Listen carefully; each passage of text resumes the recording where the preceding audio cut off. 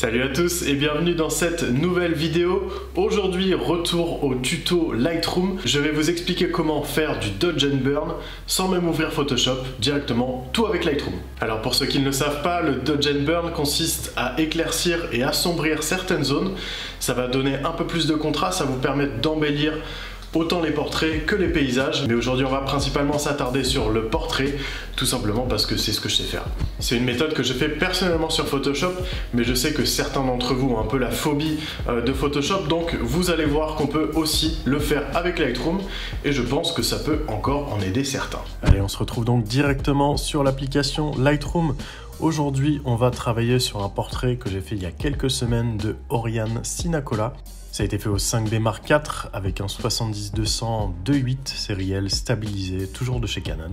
Alors donc pour faire ce Dodge and Burn, on va s'attarder au petit pinceau qui est juste ici. Et vous allez sélectionner Exposition dans le menu ici. Ensuite, on va descendre et on va mettre le débit à 60 ainsi que la densité à 60 aussi. Alors du coup, comme j'expliquais, vous avez compris, le but est d'éclaircir et d'assombrir certaines zones.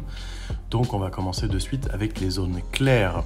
Vous allez donc augmenter votre exposition, donc à peu près à 2,5 pour être certain de bien voir la différence et d'appliquer le pinceau où il faut.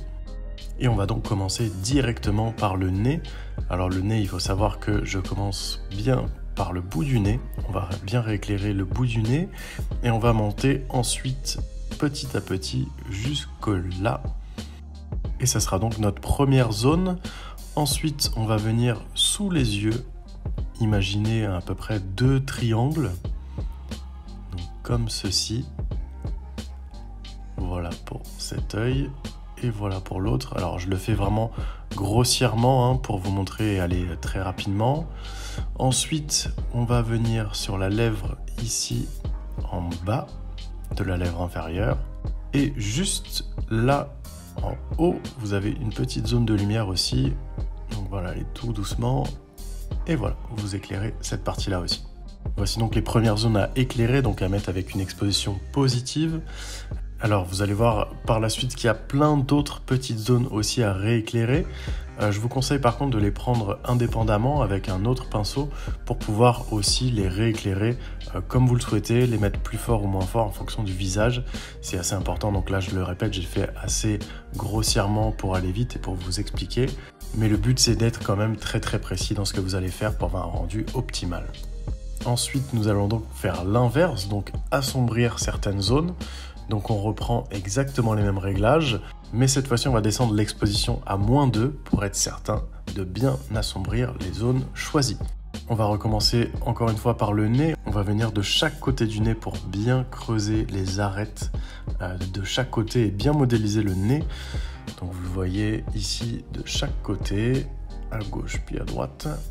Ensuite on va venir imaginer un trait qui part de la pointe du haut de l'oreille si vous préférez, et qui va jusqu'au coin de la bouche, donc de chaque côté aussi. Et après on va venir faire le tour du visage comme ceci, de la mâchoire, puis aussi au niveau des cheveux.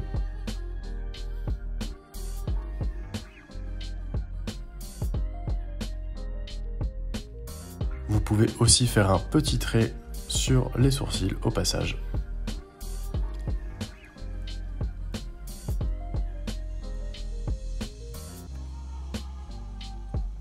Donc voici nos zones de Dodge and Burn à assombrir cette fois-ci. Donc encore une fois, je l'ai fait grossièrement pour vous montrer, mais en gros, ça se présente comme ceci. Alors ensuite, la méthode est très simple. Il suffit de cliquer à chaque fois sur vos points de petits pinceaux et de venir ajuster l'exposition en fonction de comment vous voulez générer le contraste sur les zones que vous avez à éclaircir ou à assombrir. Donc là, si je m'amuse à faire un avant-après juste en supprimant notre petit point, vous voyez bien la différence autant sur les points à assombrir que les points à éclaircir. On va continuer un petit peu la démarche. Là aussi, vous avez un petit trait que vous pouvez ajouter au niveau des sourcils à éclairer. Voilà, comme ceci.